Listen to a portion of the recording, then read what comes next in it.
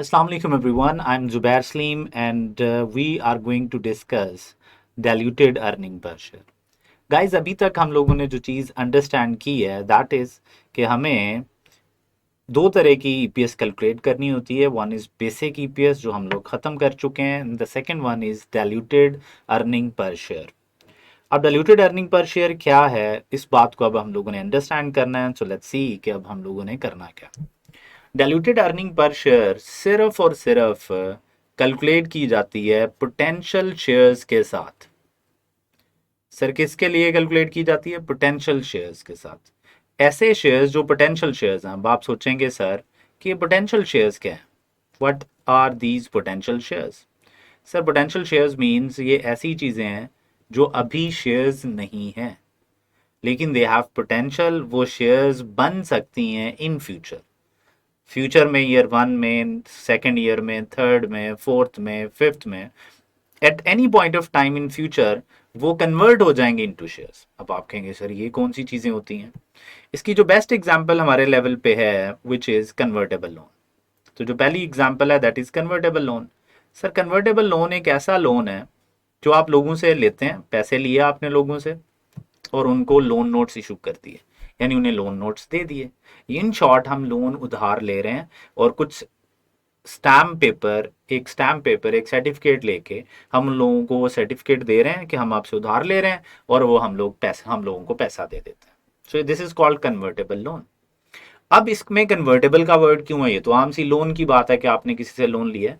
आपने इसमें अगली पार्टी को जो उधार दे रहा है उसको आपने एक ऑप्शन दे दी है कि at the end of loan term वो क्या कर सकते हैं, वो आप से शेयर्स मांग सकते हैं. सो ये एक फिक्स्ड नंबर ऑफ शेयर्स में लोन कन्वर्ट हो सकता है.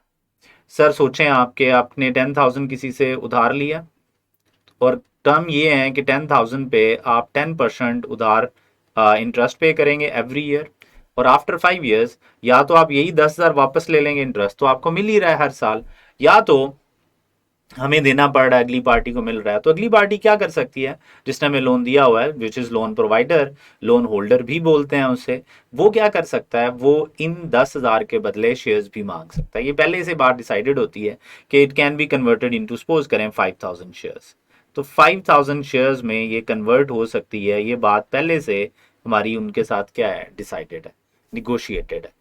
अब ये बात ऑलरेडी लोन में लिखी होती है. तो एक ऐसा लोन जो कि कन्वर्टेबल है इनटू शेयर्स, इसको कहते हैं कन्वर्टेबल लोन. तो एक आम लोन होता है जिसमें इस तरह की कोई बदतमीजी नहीं होती, वो सीधा सीधा लोन है. आज आपने उधार लिया है, इंटरेस्ट पे करते जाओगे, आखिरी दिन आप पैसे वापस कर दोगे, जो ओरिजिनल पैसा था जिसे हम प्रिंसिपल भी कहते हैं. दूसरी चीज क्या है मेरे बच्चों? दूसरा है कन्वर्टेबल लोन. कन्वर्टेबल लोन क्या है? ये एक ऐसा लोन है which can be converted into shares. इनको हम कहते हैं ये पोटेंशियल शेयर्स हैं, यानी अभी लोन है लेकिन इट हैज पोटेंशियल कि इनकी वजह से फ्यूचर में शेयर्स देने पड़ सकते हैं.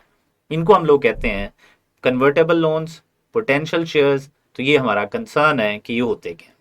कन्वर्टेबल लोन को लेके हमने एक डाइल्यूटेड ईपीएस कैलकुलेट करनी है. क्यों कैलकुलेट करनी है सर, ये भी समझा दें सर. तो सर इसकी बड़ा आसान सा हल है.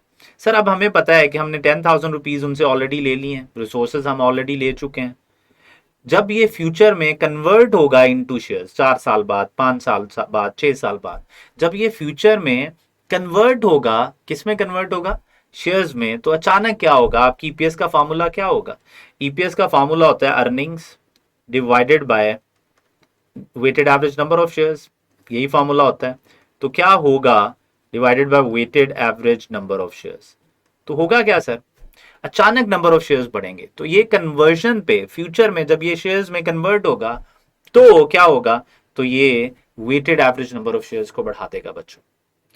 बिल्कुल बढ़ाएगा सर. अगर कन्वर्टेबल लोन कन्वर्ट हो गया इनटू शेयर्स तो नंबर ऑफ शेयर्स बढ़ेंगे, और अगर नंबर ऑफ शेयर्स बढ़ गए तो आपकी ईपीएस क्या हो जाएगी? कम.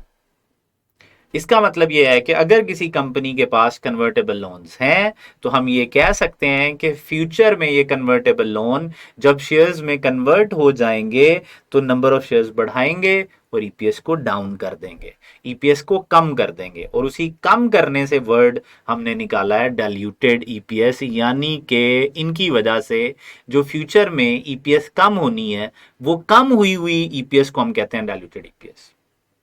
अब सर अगर आप लोगों को आज ही ये दिखाना शुरू कर दें कि फ्यूचर में एक डाइल्यूशन आनी है, यानी फ्यूचर में कमी आनी है, कमी आनी है, कमी आनी है, तो प्रूडेंस कॉन्सेप्ट क्या है कि अगर कुछ बुरा होने वाला है तो उसको जल्दी से जल्दी लोगों को दिखाना शुरू करो। तो बीइंग प्रूडेंट कॉन्सेप्ट को फॉलो करते हुए, यानी कि बुरी चीज जो फ्यूचर में होनी है उसको आज ही हम लोगों को दिखाना शुरू कर देंगे, ताकि अगर उन लोगों ने कोई भी डिसीजन लेना है तो अभी ले लें। तो फिर हम क्या करेंगे सर, हम dilutive impact of potential shares, ordinary shares on basic EPS लेंगे। इन अदर वर्ड्स, आप बेसिक ईपीएस को दोबारा कैलकुलेट करें और ये सोच के करें कि यार वो कन्वर्टेबल लोन जो फ्यूचर में कन्वर्ट होना है 4 साल बाद, 5 साल बाद, 2 साल बाद, आप एज्यूम करेंगे आज ही कन्वर्ट हो गया, तो उसका एक बेसिक ईपीएस पे इंपैक्ट जाएगा, अगर आप ये एज्यूम कर लें। और वो इंपैक्ट क्या होगा, डाइल्यूटिव मतलब कम कर देगा आपकी ईपीएस को। तो वो कमी हम आज ही लोगों को दिखाना शुरू कर देंगे। तो लोगों को हम क्या करेंगे, बेसिक ईपीएस दिखाएंगे पहले, और दूसरी हम ईपीएस कौन सी दिखाएंगे, डाइल्यूटेड ईपीएस को देख के लोगों को ये समझ आ जाएगी कि यार ये जो हमारे पोटेंशियल शेयर्स हैं, जिसकी बेस्ट एग्जांपल कन्वर्टेबल होना है, ये फ्यूचर में डाइल्यूशन लाएंगे, वो डाइल्यूशन कितनी हो सकती है हम आज से दिखाना शुरू कर देते हैं। तो ये होता है डाइल्यूटेड अर्निंग पर शेयर का कॉन्सेप्ट, कि वो डाइल्यूशन जो कि कन्वर्टेबल लोन के कन्वर्ट होने की वजह से फ्यूचर में आएगी, उसे आज ही दिखाना is called diluted earning per share. Okay sir, तो दोनों ईपीएस दिखानी होती हैं, बिल्कुल जी, बेसिक भी दिखानी होती हैं, डाइल्यूटेड भी दिखानी होती हैं। सर कैसे दिखाएंगे, तो इसको हम लोग सीखते हैं कन्वर्टेबल लोन्स की एग्जाम्पल से। कन्वर्टेबल लोन में अब हम लोगों ने करना क्या है सर, ये वाली बात हम लोग जरा अंडरस्टैंड कर लेते हैं।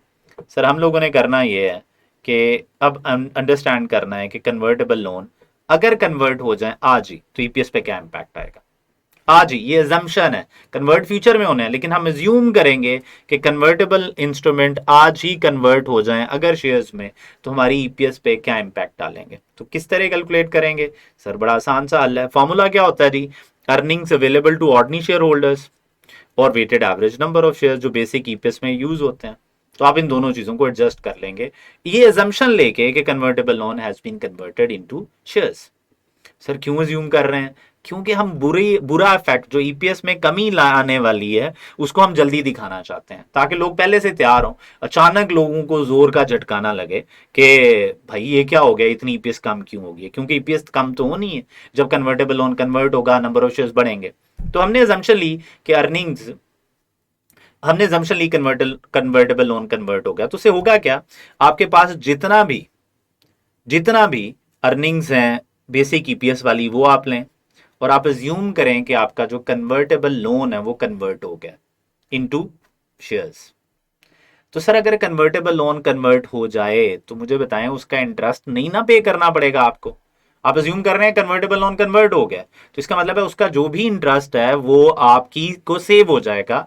वो पहले आप पे कर रहे हैं, वो प्रॉफिट आफ्टर टैक्स में से माइनस हुआ है, जो प्रॉफिट्स अवेलेबल हैं उसमें से माइनस हुआ है। आप अज्यूम कर रहे हैं कि ये कन्वर्ट हो गया है, तो इसका मतलब है उसका इंटरेस्ट सेव हो जाएगा। तो जब इंटरेस्ट सेव होगा तो आपको अर्निंग्स बढ़ानी चाहिए।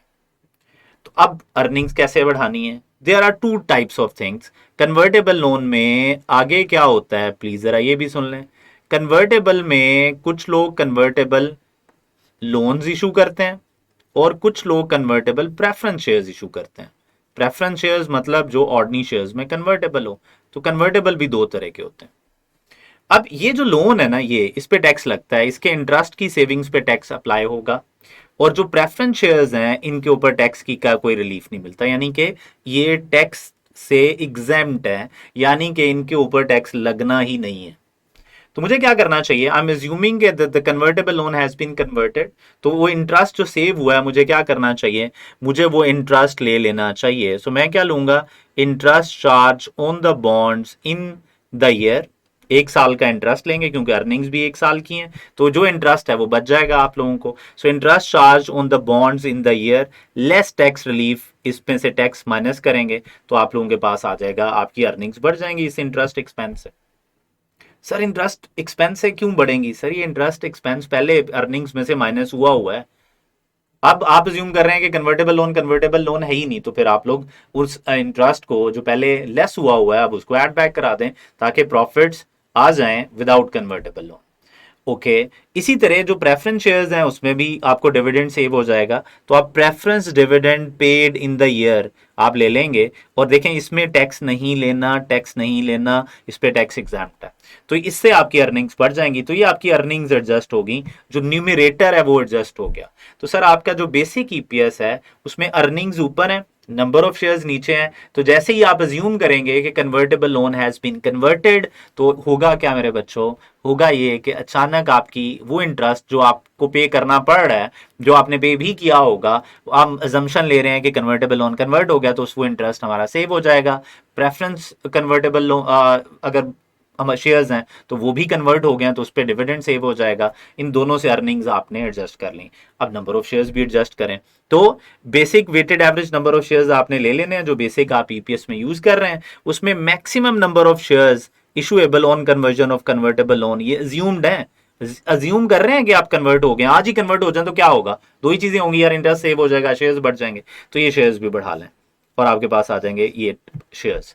अब ये आपकी अर्निंग्स एडजस्टेड आ गई, ये आपके नंबर ऑफ शेयर्स आ गए ऑन द अजम्पशन के convertible loan has been converted. तो जब अब आप इन दोनों को लेके जो ईपीएस कैलकुलेट करेंगे उसको हम लोग क्या बोलते हैं, उसको हम लोग कहते हैं डाइल्यूटेड अर्निंग पर शेयर।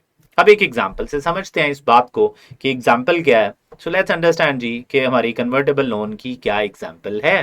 तो सर कन्वर्टेबल लोन की एग्जांपल बड़ी सिंपल सी एग्जांपल है, इसको जरा समझते हैं। सो रिक्वायर्ड देखें जरा क्या है, वो कह रहा है जी बेसिक ईपीएस कैलकुलेट कर दें मुझे एंड डाइल्यूटेड ईपीएस भी कैलकुलेट कर दें फॉर 31 दिसंबर 2000x2। तो एक साल की हमने बेसिक एंड डाइल्यूटेड दोनों कैलकुलेट करनी है। तो अब इस कॉन्सेप्ट को थोड़ा अंडरस्टैंड करने की कोशिश करते हैं कि व्हाट इज दिस कॉन्सेप्ट। बच्चों अब जरा देखते हैं कि बेसिक ईपीएस कैसे कैलकुलेट होनी है और डाइल्यूटेड ईपीएस कैसे कैलकुलेट होनी है। तो ये है जी, अब स्टोरी क्या है जी जरा अंडरस्टैंड करते हैं please. Gold limited GL has 12 million ordinary shares of rupees 4,000 of 12,000 ordinary shares, ये खत्म हो गया, 12,000 ordinary shares हैं, 12 million सॉरी, 3 जीरो कॉमन ले लेंगे तो 12,000 हो जाएगा। एंड 4 million 5% कन्वर्टेबल बॉन्ड्स, ये बॉन्ड है। बॉन्ड और प्रेफरेंस शेयर में थोड़ा सा ख्याल रखना पड़ेगा। क्यों ख्याल रखना पड़ेगा? क्योंकि बॉन्ड आफ्टर टैक्स होता है और जो आपका है प्रेफरेंस शेयर्स वो बिफोर टैक्स होता है, उस पर टैक्स के आपको पंगा नहीं है। तो आपके पास 4 million 5% convertible loan in issue at 31 December x2, there have been no new issue of shares और बॉन्ड्स फॉर सेवरल इयर्स।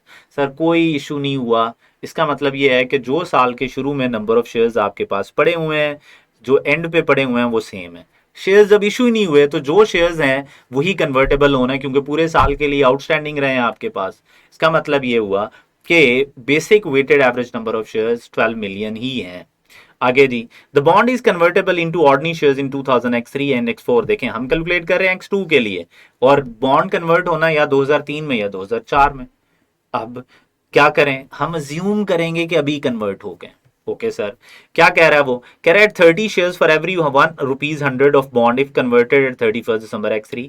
अगर वो लोग x3 में कन्वर्ट करा लेंगे तो 30 शेयर्स में कन्वर्ट हो जाएगा 100 रुपीज, और अगर वो ईयर 4 में जाते हैं 2004 में जाते हैं तो 25 शेयर्स में कन्वर्ट होगा। अब आपने करना क्या है, टोटल अर्निंग्स जो अवेलेबल हैं फॉर ऑर्डिनरी शेयर होल्डर्स वो ये हैं, टैक्स रेट भी गिवन है। अब आप क्या करेंगे, अब कहानी ये है कि आप ये अजम्पशन ले रहे हैं कि कन्वर्टेबल लोन कन्वर्ट हो गया। यहाँ पे दो ऑप्शन है, तो क्या अजम्पशन लेंगे, 30 शेयर्स लें या 25? तो सर हम बुरा इफेक्ट दिखा रहे हैं इस कन्वर्टेबल लोन की कन्वर्जन की वजह से, कितना बुरा हो सकता है। तो बुरा जो होता है ना वो मैक्सिमम बुरा सोचना है आपने। तो मुझे बताएं किससे आपकी ईपीएस में आपकी ईपीएस ज्यादा कम होगी? सर आंसर है जिसमें ज्यादा नंबर ऑफ शेयर्स इशू होंगे वो ईपीएस ज्यादा कम होगी। तो इसका मतलब ये है कि दो ऑप्शंस में से मोस्ट डाइल्यूटिव ऑप्शंस आपने कंसीडर करनी है। मोस्ट डाइल्यूटिव अगर 2-3 ऑप्शंस होंगी तो जिसमें सबसे ज्यादा अर्निंग पर शेयर को नुकसान पहुंचेगा वो लेनी है। तो सर जिसमें ज्यादा नंबर ऑफ शेयर्स जा रहे हैं तो डिनोमिनेटर बढ़ जाएगा ज्यादा, तो उससे ऑटोमेटिकली ईपीएस कम होगी। तो इन दोनों में ज्यादा शेयर्स जा रहे हैं 30, तो हम ये वाली अजम्पशन लेंगे, यानी ये अजम्पशन लेंगे कि ये 30 शेयर्स में कन्वर्ट हो जाएगा। सर ओके सर, समझाएं सर आप करना क्या हम लोगों ने? तो बड़ा आसान सा काम है यार, बेसिक ईपीएस कैलकुलेट करते हैं हम लोग। ये हमारे पास बेसिक ईपीएस आ गई। बेसिक ईपीएस में earnings available to ordinary share holders ये गिवन है, तो 3 जीरो कॉमन ले लेते हैं तो ये 36,000 आ गया। नहीं लेते कॉमन यार, अगर किसी बच्चे को मसला है तो ये लें जी 36 मिलियन आ गया। ये आप लोगों के पास बेसिक अर्निंग्स हैं divided by basic weighted average number of shares which is 12 million. तो सर ये 12 मिलियन से आपने क्या करा दिया है डिवाइड। सर बेसिक ईपीएस कितनी है, ₹3 पर शेयर आपकी बेसिक ईपीएस है, ये ईपीएस है। अब क्योंकि क्वेश्चन में कन्वर्टेबल लोन है तो आप ये अज्यूम करेंगे कि कन्वर्टेबल लोन कन्वर्ट हो गया और आप डाइल्यूटेड ईपीएस कैलकुलेट करेंगे, यानी impact dilutive impact of earning per share, dilutive impact of potential shares on EPS, ये हम कैलकुलेट करने की कोशिश कर रहे हैं। तो डाइल्यूटेड ईपीएस में हमने क्या करना है ये बात जरा समझ लें। हमने अर्निंग्स को एडजस्ट कराना है, तो एक साइड पे हम अर्निंग्स को एडजस्ट करना शुरू कर लेंगे बच्चों, तो अर्निंग्स को एडजस्ट करना शुरू कर देंगे। दूसरी तरफ हम लोग क्या करेंगे, दूसरी तरफ हम लोग एडजस्ट करेंगे नंबर ऑफ शेयर्स को, तो दूसरी तरफ हम एडजस्ट करेंगे नंबर ऑफ शेयर्स को, तो ये दूसरी तरफ एडजस्ट करेंगे। ओके सर, करें। अर्निंग्स कितनी है मेरे भाइयों, अर्निंग्स है हमारी 36 मिलियन। ये लें, बेसिक ईपीएस वाली आपने अर्निंग्स ले ली, बेसिक ईपीएस वाले आपने नंबर ऑफ शेयर्स ले लिए।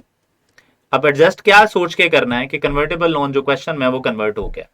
तो सर अगर कन्वर्टेबल लोन 4 मिलियन का है तो 4 मिलियन कितने शेयर्स को बढ़ाएगा, प्लीज जरा ये गौर करें।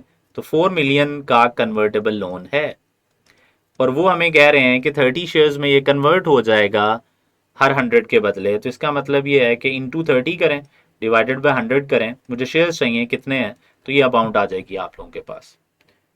तो अगर आप और करो 4000 का 30% वुड बी 1.2 मिलियन, तो ये 1.2 मिलियन आ जाएगा जी आपके पास।